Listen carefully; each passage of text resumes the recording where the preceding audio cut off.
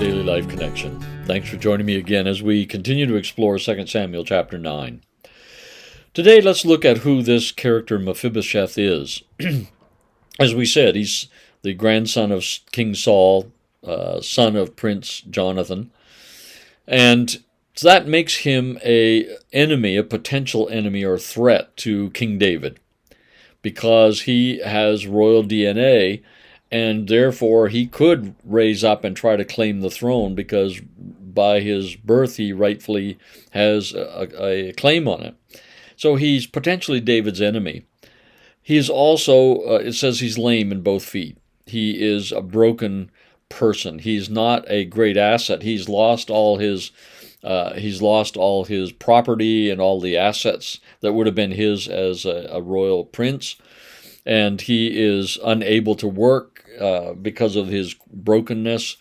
He is not someone that is looked up to. He's living in a really backwoods place, a nowhere place that nobody wants to be. There is nothing about him that is an asset. There is no reason for David to seek him out, because he will add somehow prestige or to his throne, or that he would bring in property and assets to the king's treasury. I mean, Mephibosheth just has nothing to offer. Nothing to offer.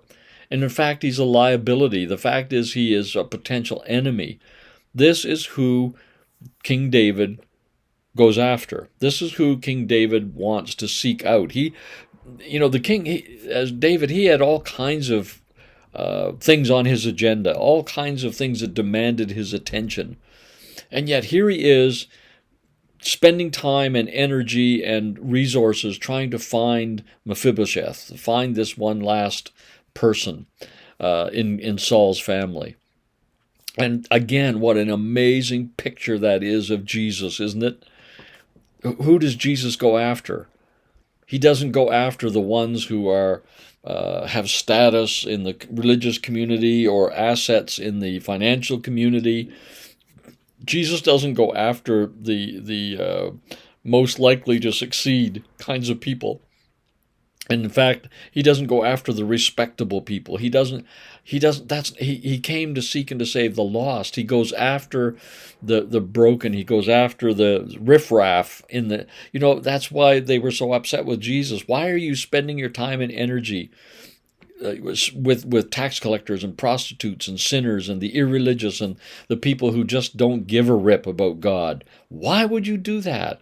What could they ever bring to your kingdom? What could they ever, they don't make you look good, Jesus.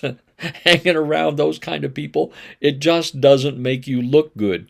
But Jesus said, that's who I'm after. That's my heart. My heart is to go after the people who've kind of given up on life, who feel so messed up, feel so ashamed, feel so broken, feel so unnoticed, unworthy, that they withdraw to Lodabar. They go to a dark place. They go to a barren place. They just assume that their lives are never going to amount. Oh, this is so powerful, folks. They assume their lives are never going to amount to anything. They aren't an asset to anybody. And they either end up just giving up in despair, or they end up in a drivenness to prove themselves worthy, to prove themselves to be an asset to somebody. But down inside, they just feel like Mephibosheth, like I'm a nobody, I'm a broken nobody. And that's who Jesus goes after. So that's who King David goes after. That's who Jesus goes after. It's an encouragement to your heart and to mine today that the more broken you feel, the more ashamed you feel of yourself and your behavior and your choices and your situation in life, the more you feel that you are out of the loop of this prominent and successful people. You look around and everybody seems to have more together than you do. Take heart. Jesus is after you. He's seeking you. That's the heart of God, and it's so revealed here in King David.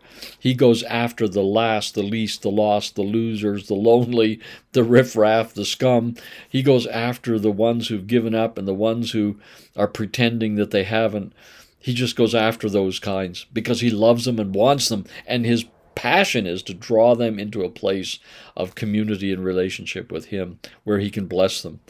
That's good news for us today. Let's think about it. We'll talk again tomorrow.